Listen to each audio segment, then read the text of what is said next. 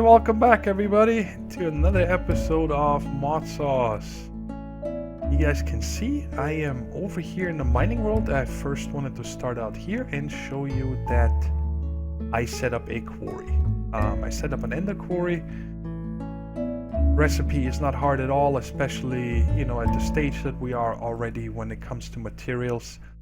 But I ran into a problem with the digital miner, and I couldn't find out much about it, but all the other players on the server are having the same issue, that especially if you change dimensions after you put down the digital miner, it stops working, and when you come back it's off. You have to then reset it and start it again. And when I check in the server console, it shows some error message about miner out of range. Now I did a lot of testing with it. I made sure it's in one chunk. I put down a chunk loader in the same chunk. Everything was in the same chunk, and I expanded the chunk loaders, you know, way beyond the 32 block radius, and it still happened. So I don't know what the deal is with that, but of course, you know, we needed to start mining more, so I set up a quarry. And it's been going for, I think, about 2 days. And you guys can see I've been on top of clearing out the fluids whenever they creep up. I can show you guys real quick how I do that. Look at this hole. I set up a 10 by 10 quarry, and we seem to have a little chunk loading error over here, but don't matter. And so I've been collecting a lot of materials, and especially with the quadruple processing, I have, I think, over 70,000 iron ingots. And for server health and so on, I always go around, you know, every few hours and I clear out all the liquids with this void bucket from Practicalities, and I just go in here and, you know, spam right click and get rid of all the oil and stuff, because, well, we don't need any more stress on the server with all the automation that everybody's going already. And running fluids have always been a problem, and the oil is the biggest pain in the butt to get rid of. But you guys see it's really not that hard. You just fly around with this bucket and spam right click, and all of a sudden it's all gone. Water and lava is a lot easier. I don't know what the deal is with the oil, but I don't like oil.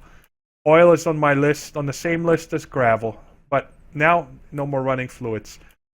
And so yeah, it's kind of funny when you come here and you see rail carts just sitting on the floor. So apparently when they go through a mine shaft, afterwards it just, you know, the rail cart's just sitting there for you to pick up. I got the Ender Quarry World Hole upgrade. I like to see a quarry. I like to see actually something happen. I know it would be better if you don't use it and replaces all the dirt, but where's the fun in that? I want to see the big hole I'm making. It's awesome. And I got the Speed 1 upgrade and Silk Touch. So, basic setup. I'm sure you guys have seen this a million of times. It's very simple. Slap it down, give it power, and then go back. The chest currently is full because I turned it off on the other side, because we are gonna change a lot on the storage system today, and I just don't want anything else coming in. I made a mechanism teleporter that right now I'm just, you know, gonna keep moving with the quarry, and I just want to have a different one instead of having to use the enhanced portal. I like it, and it also works nicely that, you know, you can use the remote to get around with it and so on.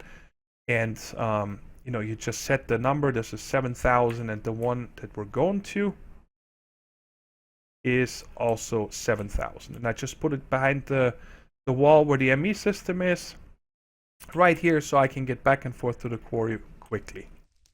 All right. Oops, wrong one. Here's my ghost block. I added a second drive with 10 more 4K storage drives. I just wanted to make sure that this can never, you know, fill up when there's a boo-boo, because I'm messing something up and so on. And yeah, most of them are probably empty. Yeah, just these two have a few items already. And I did clean out a lot of that single stuff here.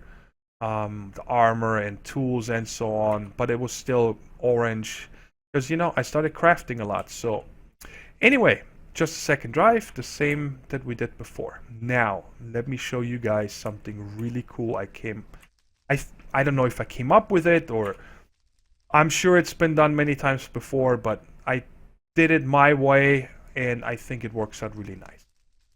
So here's what I call my ME wall. How this works is that if I put Certus quartz in this barrel, it automatically goes into the compact machine and then comes out as charged Certus quartz. I put the charger in there. And in this chest right here, and I should probably get something here for demonstration purposes. I'm a knucklehead. Let's just get five of these real quick. And we need, I got the charged upstairs, and we need 5 of these quick. Alright, let's go back there. And let's get 5. Yes. Alright, so I'm going to keep 1 of each real quick. So when we go inside, I can show it to you guys again. So in this chest right here, I just put these items. And then watch this count right here. Right now it shows 38. And it's going to be really quick. Don't let me down. There it goes. Now it went to 46. So we got 8 back. And now let me show you guys how all that works. First of all, let me go behind the scenes of this wall. Put this door here. This is the input chest behind this transfer node. And here is an ender transmitter that says accelerator out. So going into the cube, but accelerator out. That's just how I named it. And then here for this barrel is an ender receiver with accelerator in the frequency. And up here we have ME charger out and ME charger in. Very basic. So this sends the items out. This sends the items out. This receives the item from the compact machine back. And this one also receives them back. And this is what it looks on the inside. No magnet. Alright. Go in. And let me first show you guys this guy right here. This is where I set up the charger. Down here is a tesseract with an energy acceptor and a few of these glass cables to give the accelerators and also this charger power. So this is the guy that receives the Certus quartz crystals. So this is where they come in, and then it feeds it into the charger, and then this guy pulls them out. And there is no need to put a filter or anything. I actually forgot to put a filter. And I'm like, it still works. So apparently this machine is smart enough that it doesn't give away the item before it's actually a charged Certus quartz. And then it sends it back out and puts it into that barrel. And over here, this is how this works. Now these are just there, the skystone blocks. You don't need those. I just put them there so I could place this transfer node, and I never took them down. So this transfer node is the accelerator out that just received the redstone, the nether quartz, and the charged Certus quartz. Puts it into this dropper. And every time this dropper gets an item, it sends, the comparator knows about it. And this, I don't know what you call this. I'm going to call it a dropper dispenser trigger. I didn't come up with this. I actually took this from the chicken cooker that I set up a few times before. And I got this setup designed from Xumavoid's automatic chicken cooker video where he explains this. All you need to do is set the redstone comparator to subtract mode, I think that's what it's called, or something like that. That's default, and then you gotta right click it once to make it like this. And now when there's an item, this fires, and because this signal here only travels one redstone, so if there's a redstone trail, it will stop after the first one. I guess if there's more items in it, maybe the signal is stronger, I don't know. But you simply put a repeater there, then it repeats the signal, and it goes over to this repeater, which triggers, sends the redstone signal to this block, which then triggers the dropper to shoot out the item that it has. And this one over here you need, so that resets the comparator. Otherwise this stays on and it only fires one time. And now the items drop into the water. And then I have this transfer node here that sends the items back out. The accelerator in, incoming. So when you're outside it makes more sense. And here I set up an advanced item collector with a filter. to only suck up pure Certus and pure flux and flux crystals. Okay, and now let me show you guys. I'm going to simulate these items coming in. So we're going to put the redstone, and then you see it triggers and shoots them in there. And now any second, these are going to boom, and it's gone. And it's already back out to the chest. And the same works. I tried to overload this. I put in 2 stacks of the pure seeds of the... I forgot what they're called again. I put in 2 stacks of pure Certus quartz seeds, 2 stacks of pure flux crystal seeds, and a stack of each redstone, charged Certus, and nether quartz, and went AFK 10 minutes or something like that, and everything was out. So you can dump as much as you can into this water, pretty much. Oh, as fast as the dropper allows you, I should say, because this is really the slowest part. Yeah, and it works really cool. I was really happy with the setup, and it, you know, saved me a lot of time making all this by hand and going in and out. I just drop in stuff here when I need it, and that's, you see, I have a lot of stuff. I had a lot more of these, but I made a ton of ME items. I used at least 16 stacks of these so far in the dust form. Okay, now we're gonna head downstairs because I got one more automation set up. Actually, sorry, I'm gonna beam over there real quick. I wanted to give you an update on this guy here. Remember that we set up the pick processing? Well, this tank here got full quite fast. I've been drinking this like crazy. You guys see I got 64 levels, and I used a ton of levels to name all these transmitters and receivers. But when these tanks are full, there's always a pile of XP balls over here. So I set up a little safe kind of thing.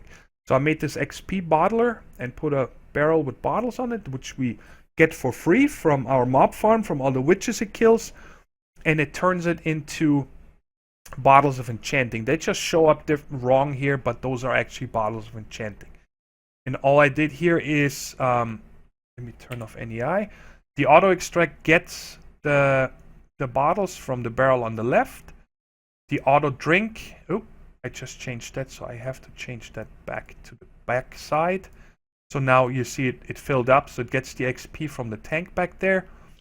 And on the auto extract, it goes... Why is that going to the back? What is happening? I hate clicking these things. They're always buggy. There we go. Alright, now I put them over there. I don't know why that changed. Well, it doesn't matter. It's working, and it's just a fail-safe, so I don't have so many XP balls flying around. Alright, and now on to this automation here. Now, this is really not complicated, guys. The first look might be like, well, what's going on here, especially when you look behind it. And it did take me quite a while to figure out how to set it up, but I wanted this automated. Okay, I made 8 stacks of these so far.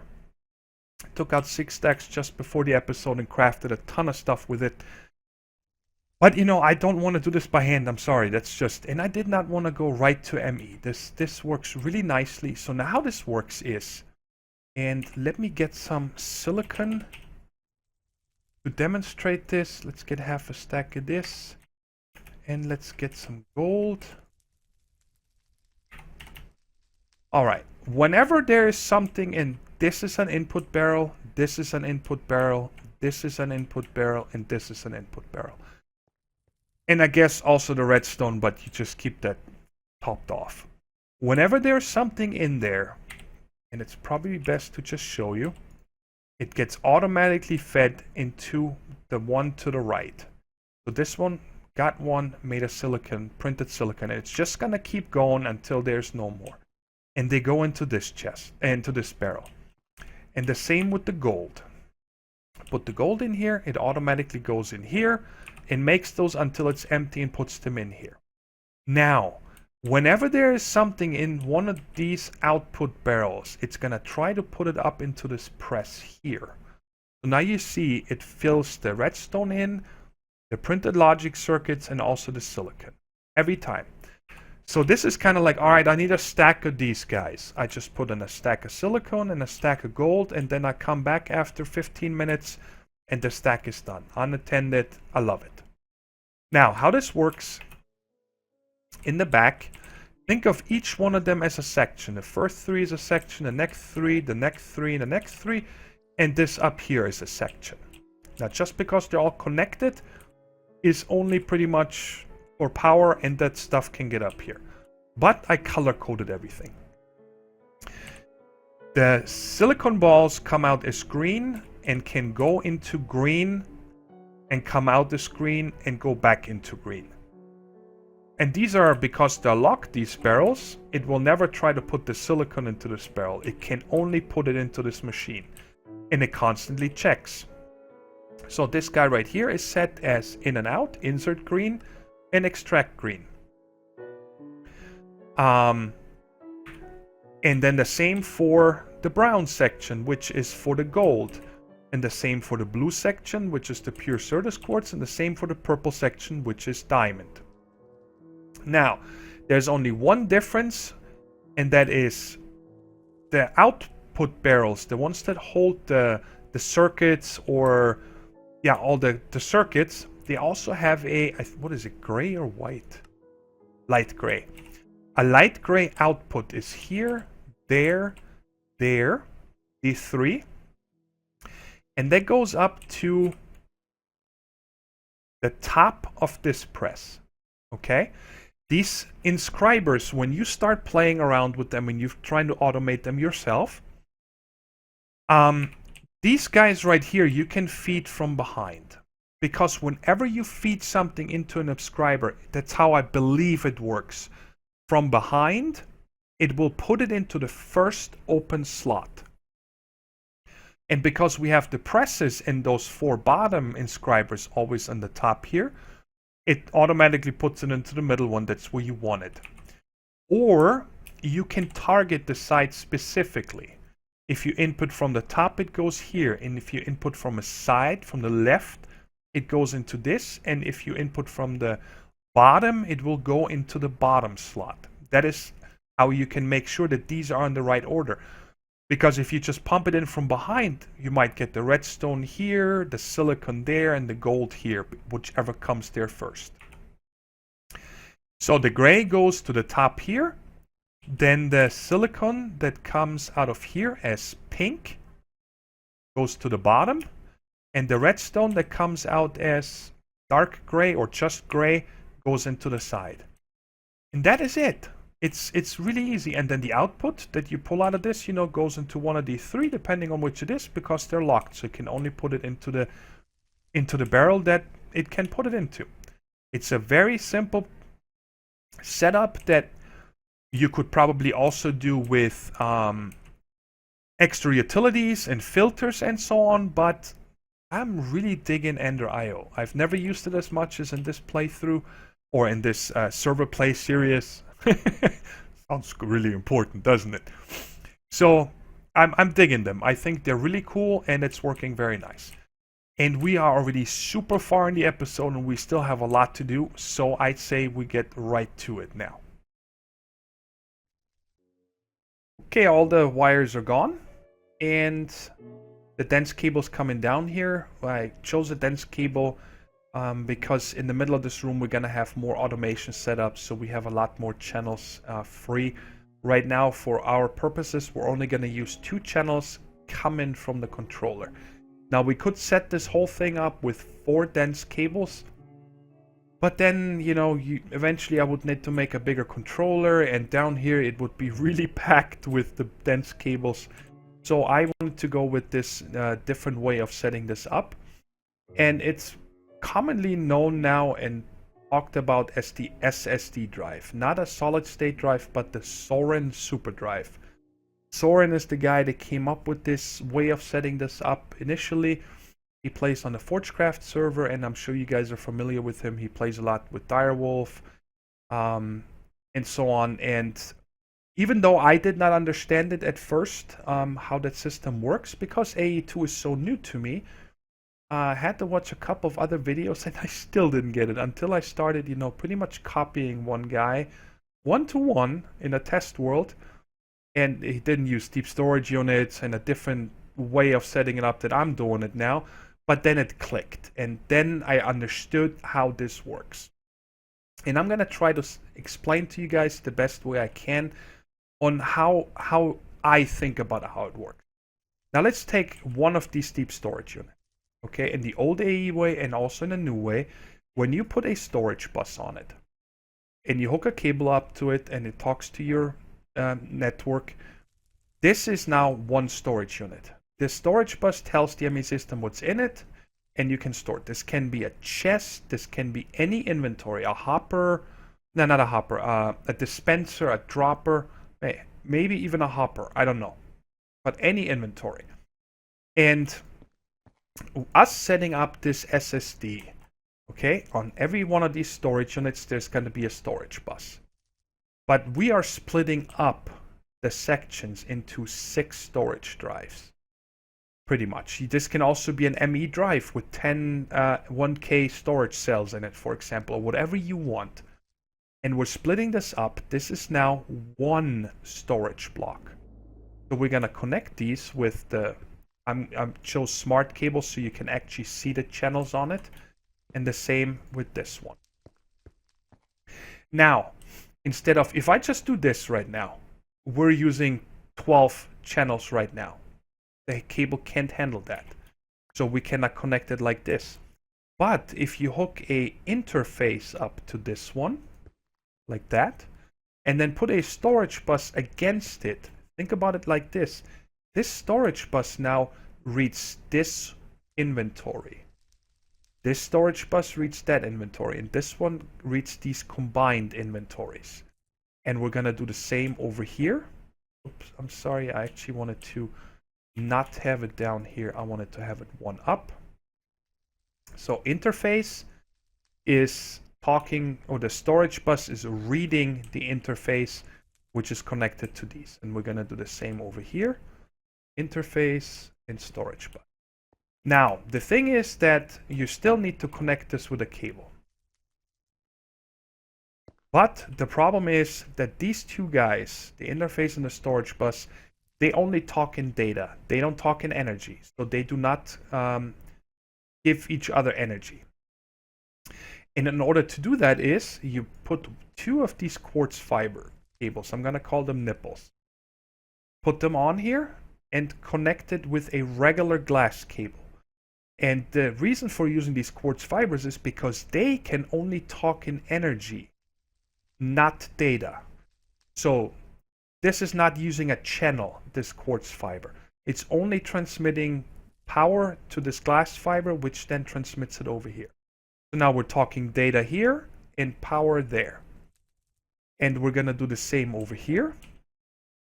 And I'm going to do this like that, and then put a nipple on here and there. And now as soon as I connect this glass cable, it's gonna send power. Whoops, I forgot one thing here. I also need to make this guy talk. And it's connected to here, but it's not getting power yet. That's why nothing happens over here. As soon as I connect this glass fiber cable, you guys are gonna see all the channels light up on all of them here. Watch. Bam. And you see, this section is using all 8 channels, and this section is only using 7 channels. Because we don't have anything over here. We have D6 plus the interface is 7. Over here we have D6 plus interface plus storage bus. And now check it out. This whole setup here only takes up 1 channel on this, because it's only talking to this guy from the intersection here. And the dense cable should be using 2 channels. No, 1 channel, sorry. So all we're using now is 1 channel coming down to the controller, but we're actually talking to 12 storage units. So I really hope that I explained this good. Again, most important thing, that's what helped me the most, is this storage bus is reading this whole section as 1 storage device. And within that section, each one of these storage devices is split up and takes up a channel. So what I'm going to do now is set up the rest over here, and then over here. And then when I get to the end over there, I'm going to pull this smart cable underneath the ground over to the section and continue all the way around. And when that is done, I'll show you guys the whole setup. That was a lot of cables. I had to make a few more of these smart cables because I ran out on the other side. And I'm just going to run around here once and show you guys. I think it looks so awesome. And this mod maker that of Applied Energistics 2, or the team, I don't even know who makes it. I feel really bad for not mentioning them. Amazing. It's simply amazing. The look of it, the logic. It must be amazing programming going on behind this. And I mean, it's amazing. Now let me just show you guys real quick down here. Yeah, I did the same way all the way around. Always storage bus on this side and the interface on the new storage block. And down here was the only real change. I went underneath here and did it the same way, just underneath. And now there's one more thing we have to do on every one of these storage buses. And I'm gonna show you guys, well, let's just do it on this one right here. This guy hosts the Mob Skull Spider. Wow. A whole deep storage unit for 120. Anyway, what you do is you right click here and then you click on partition storage. Configures the partitions based on the currently stored items. And that now shows, this thing holds those Mob Skull Spider. And then what I do is on priority, I set this to +1. Actually, you know what? Let's just set it to +10. Just to make sure. What that means is that the ME system will always look for higher priority. It will always store the Mob Skull Spider here first before it will put it into an ME drive upstairs. And that's kind of important. Otherwise, you might have spider skulls here and some upstairs or whatever. I don't know how that exactly works, but I always set it higher. And of course, we have a few here that don't have anything. And I want to make sure that this stays empty. It doesn't just start putting stuff in here and then I have no idea what's in here. And what I figured we're going to do for that is set the input-output mode to extract only. Well, there's nothing in it, so it can't pull anything out. And when I need to start putting something in here, then I'm going to, whatever it's going to be, item X. Then I come back here after I put one in and then change this back to bidirectional. And then change it to whatever's in the item and +10. But I'm going to go around now and set all the buses to them. And then we'll go upstairs and set up how we actually get stuff back in now from our ore processing and so on. So I'll see you guys shortly. So I turned it all back on after I changed all the storage bus configurations. And I just wanted to run through this one more time in case, because we removed all these other ender chests now. Red will always be our main input, no matter what. It comes from the mob farms here, from the quarry. If we have anything else, it will always, everything comes into our main base through there. Because that way, it gets all split up into the 4 different ore processing. And then it goes into the storage chest.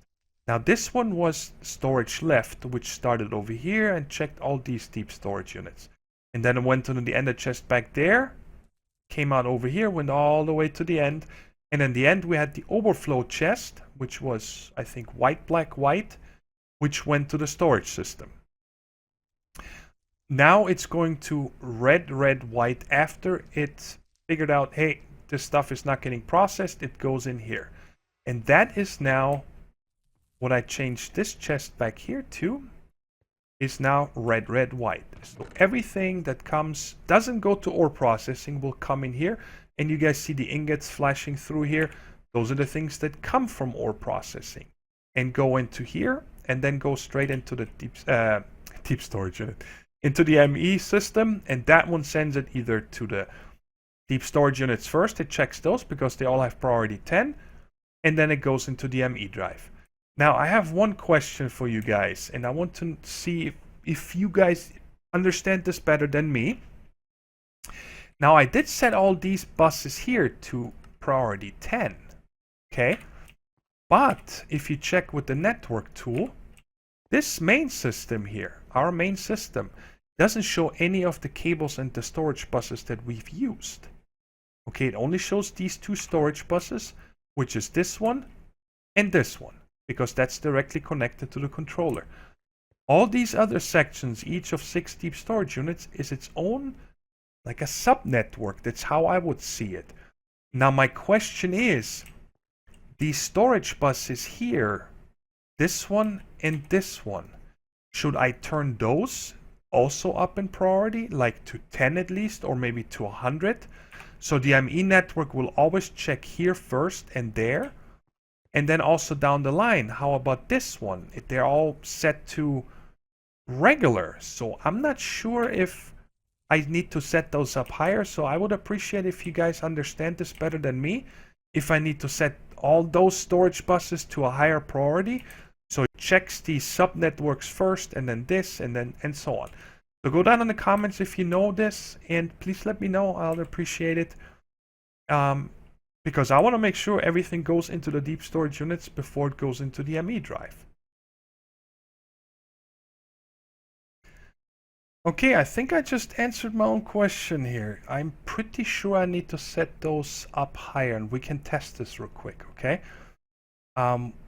This one right here is set to ice with priority 10. If I take this ice out, so now there's none left, and I put that into the ME system, and then go back here, it does not come back. It does not come into this deep storage unit. So now, let's take this ice out again, and set this fella to priority 10. And let's see what happens now. Now it went in here. So I gotta set all these storage buses here also to priority 10. And I'd really like to try this one more time on something back here where we don't have a lot. I'll find one in the end where we can actually empty the whole thing and take it out. Well, actually, we don't need to do that. Let's go on the last one here, and let's go with amethyst. We have 1042, and let's put it in here. Now that went to 1042.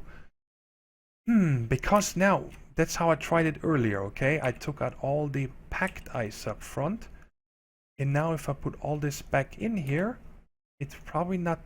Oh, did I change this one already? No. Maybe I don't need to do them individually because I did the one at the main intersection here. This one right there. I'm still, just to make sure, gonna set each one of them to +10. Just because. But again, if you guys know the definite answer and you understand this better, please let me know. But I thought I'd throw this in here real quick, what I found out. That is all the time we got for today. I hope you guys enjoyed me showing you guys the automation of the circuits and also all the ME crystals. And I hope I succeeded in trying to explain how this SSD works. And if you guys have any recommendations, tips or tricks, or think that I don't understand a certain part of it, feel free to go down in the comments and tell me what you think. And I always listen to you guys, you know that. And well, that is it. Until next episode, take care everybody. Bye bye.